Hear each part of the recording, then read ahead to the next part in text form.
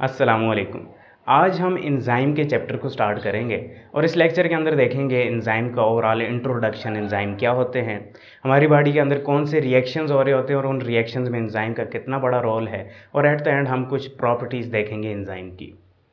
लेकिन उससे पहले मैं आपको बताता चलूँ कि बहुत सारे लोगों के मुझे कमेंट्स आए हैं कि सर आप लेक्चर देते वक्त बोर्ड से नहीं हटते तो हम नोट्स नहीं प्रिपेयर कर सकते। सो उनके लिए मेरा ये मैसेज है कि eight the end of the lecture मैं बोर्ड से हट जाया करूँगा और कुछ देर के लिए आपको बोर्ड वैकेंट नज़र आएगा, वहाँ से आप अपने लेक्चर या नोट्स प्रिपेयर कर सकेंगे। Okay, let's get into the topic enzyme. Enzyme क्या है? एंजाइम्स और बायोलॉजिकल कैटालिस्ट। कैटालिस्ट क्या होता है? ऐसा सब्सटेंस होता है, केमिस्ट्री में आपने सुना होगा, जो स्पीड अप करता है किसी केमिकल रिएक्शन को। यानी एक केमिकल रिएक्शन है, रिएक्शन हो रहा है, उसमें आप कैटालिस्ट डालते हो तो वो रिएक्शन जल्दी जल्दी परफॉर्म होता है। और एट द एंड आप जो कैटालिस्ट डालते हैं, यानी जो सब्सटेंस एज अ कैटालिस्ट डालते हैं, वो आपको एज इट इज़ मिल जाता है, उसमें कोई चेंज नहीं होती, यानी वो रिएक्शन में हिस्सा नहीं लेता, यानी उसके अंदर केमिकल चेंज नहीं होती। सो एंजाइम्स क्या हैं? बायोलॉजिकल कैटालिस्ट हैं, यानी एंजाइम्स कैटालिस्ट हैं लेकिन बायोलॉजिकल कैटालिस्ट हैं। इसका मतलब क्या हुआ कि ये प्रोटीन से मिलकर बने होते हैं और ये लिविंग ऑर्गेनिज्म की बॉडी के अंदर प्रेजेंट होते हैं, इसलिए हम इन्हें बायोलॉजिकल कैटालिस्ट बोलते हैं। और हमारी बॉडी के अंदर एंजाइम क्यों फंक्शन परफॉर्म करते हैं, उसे देखने के लिए सबसे पहले हम देखते हैं कि हमारी बॉडी के अंदर कौन से रिएक्शंस हो रहे होते हैं। ठीक है, anabolism and catabolism is the topic. The sum total of all chemical reactions going on in the body of living organism is called metabolism. Metabolism आपने सुना भी होगा। हमारी बॉडी के अंदर जितने भी केमिकल्स रिएक्शंस हो रहे होते हैं उस प्रोसेसेस को मेटाबॉलिज्म कहा जाता है। मेटाबॉलिज्म की दो टाइप्स होती हैं, catabolic reactions and anabolic reactions, और कैटाबॉलिज्म और एनाबॉलिज्म ये दोनों कहा जाता है। कैटाबॉलिक रिएक्शंस ऐसे रिएक्शंस होते हैं हमारी बॉडी के अंदर, ऐसे रिएक्शंस होते हैं which involves the break down of molecules and usually energy is released. ये ऐसे रिएक्शंस होते हैं जिनमें लार्जर मॉलिक्यूल्स की ब्रेक डाउन होती है, और आपको पता है जब किसी मॉलिक्यूल की ब्रेक डाउन होती है तो उसके नतीजे में एनर्जी रिलीज़ होती है। और ये हमने डिटेल से हाइड्रोलिसिस और कंडेंसेशन वाले टॉपिक में स्टडी भी किया था। अगर आपने नहीं देखा वो मेरा लेक्चर, उसका लिंक मैं डिस्क्रिप्शन में डाल दूंगा, वो ज़रूर देख लें। और इसकी एग्जांपल क्या है? ऑक्सीडेशन और हाइड्रोलिसिस, यानी जब लार्जर मॉलिक्यूल्स की ब्रेक डाउन होती है तो स्मॉलर मॉलिक्यूल्स बनते हैं, as a result energy release होती है। So this is one type of reaction which is happening in our body. Okay, दूसरा टाइप का जो रिएक्शन है उसे एनाबॉलिक रिएक्शन कहा जाता है, हमारी बॉडी के अंदर जो हो रहे होते हैं। एनाबॉलिक रिएक्शंस ऐसे रिएक्शंस होते हैं which involve synthesis of molecules and usually energy is required. ये ऐसे रिएक्शंस होते हैं जिनमें मॉलिक्यूल्स की सिंथेसिस हो रही होती है, यानी बड़े मॉलिक्यूल्स बन रहे होते हैं, और इन रिएक्शंस के लिए आपको एनर्जी रिक्वायर्ड होती है इन द फॉर्म ऑफ एटीपी। ठीक है, बहुत सिंपल अल्फाज में, केमिस्ट्री की अल्फाज में अगर आपको मैं समझाऊं तो कैटाबॉलिक रिएक्शन एक्सोथर्मिक रिएक्शन होते हैं, यानी ऐसे रिएक्शन जिनमें हीट रिलीज होती है। सो कैटाबॉलिक रिएक्शन में एनर्जी रिलीज होती है इन the form of ATP.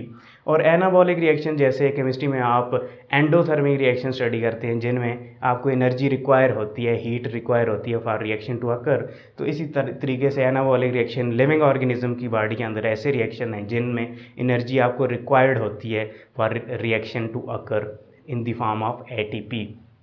Okay, anabolic reaction की एग्जांपल है कंडेंसेशन, ये भी हम स्टडी कर चुके हैं, यानी जब छोटे मॉलिक्यूल मिलकर बड़ा मॉलिक्यूल बनता है तो कंडेंसेशन रिएक्शन कहा जाता है।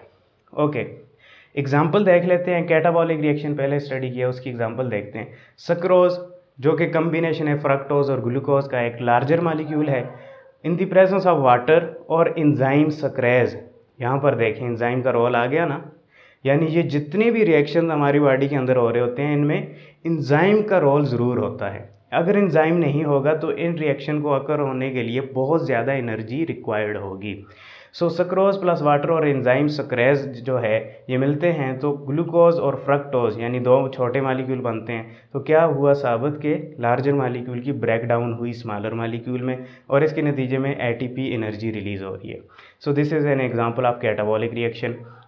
सेकंड रिएक्शन देखते हैं, ग्लूकोज प्लस फ्रक्टोज, ये दो शार्टर मालिक्यूल्स हैं, स्मॉलर मालिक्यूल्स हैं, एनर्जी के ज़रिए और एंजाइम की कम्बिनेशन के साथ सक्रोज सिंथेज एंजाइम है, ये इनको लार्जर मालिक्यूल में कन्वर्ट करता है सक्रोज में, यानी इस रिएक्शन को मैंने रिवर्स कर दिया है और एंजाइम जो है वो भी चेंज हो गया है क्योंकि एंजाइम बड़ा स्पेसिफिक होता है फॉर अ स्पेसिफिक रिएक्शन और साथ में वाटर रिलीज हो रहा है। सो इस रिएक्शन में एटीपी नीडेड है, इसलिए इसे एनाबॉलिक रिएक्शन कहेंगे।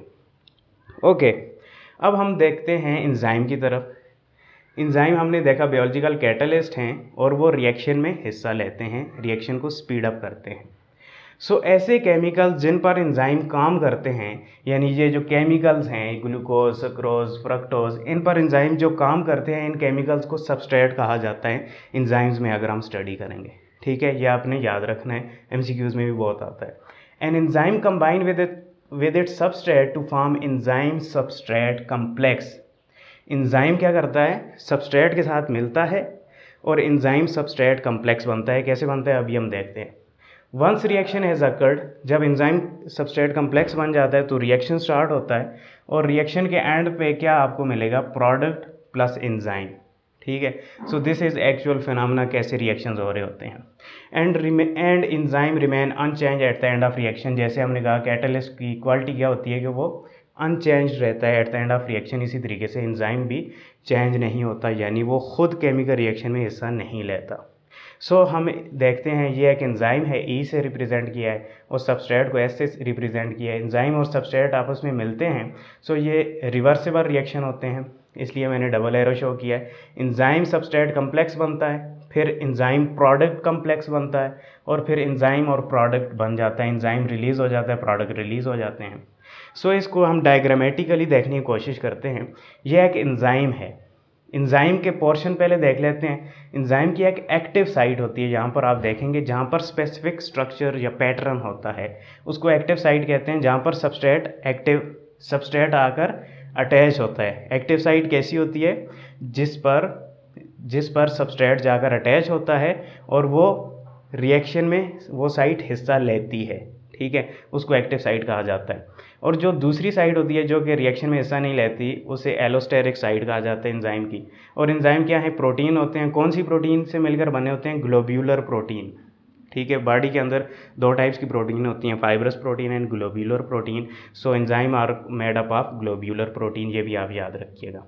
सो दिस इज़ अ सबस्ट्रेट, ये वो केमिकल है जिसे जो है एंजाइम जो है प्रोडक्ट में कन्वर्ट करेगा।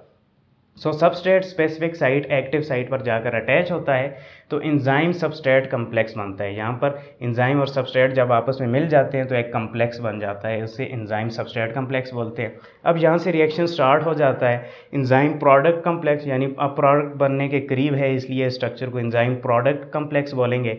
और एट द एंड क्या होता है, प्रोडक्ट बन जाता है। यहाँ पर आप देखें सबस्ट्रेट जो है ब्रेक हो गया है दो छोटे स्मॉल पार्टिकल पर। सो इसलिए इस रिएक्शन को हम क्या कहेंगे, हाइड्रोलिसिस रिएक्शन या कैटाबॉलिक रिएक्शन। ठीक है, इसे रिवर्स कर दें तो आप एनाबॉलिक रिएक्शन कह देंगे। सो एट द एंड क्या है, एंजाइम प्लस प्रोडक्ट आपको मिलता है और एंजाइम एज इट इज़ जैसी हालत में पहले था वैसे ही आपको मिलेगा। अब एट द एंड हम कुछ प्रॉपर्टी स्टडी कर लेते हैं एंजाइम की। एंजाइम क्या होते हैं, ग्लोब्यूलर प्रोटीन से मिलकर बने होते हैं। Being protein they are coded by DNA. आपको पता है जितनी भी प्रोटीन्स हैं उनको डीएनए कोड करता है। सो एंजाइम को डीएनए कोड करता है। ओके, दे आर कैटलिस्ट, ये हम स्टडी कर चुके हैं, स्पीड अप करते हैं केमिकल रिएक्शन को। दे आर हाईली स्पेसिफिक, मैंने यहाँ पर आपको बताया कि इनकी जो एक्टिव साइट है वो बड़ी स्पेसिफिक होती है, सिर्फ स्पेसिफिक टाइप का सबस्ट्रेट अटैच हो सकता है। They remain unchange after the chemical reaction. ये एक प्रॉपर्टी है कि आफ्टर द केमिकल रिएक्शन ये अपनी असली हालत में आपको मिलेंगे। और लास्ट जो प्रॉपर्टी यहाँ पर मैंने मेंशन की है, they lower the activation energy required for chemical reaction. इस प्रॉपर्टी को हम अपने नेक्स्ट लेक्चर के अंदर डिटेल से देखेंगे। यहाँ पर सिर्फ मैं आपको ये बताऊँगा कि अगर एंजाइम के लिए एंजाइम क्या करता है, एक्टिवेशन एनर्जी को लो कर देता है।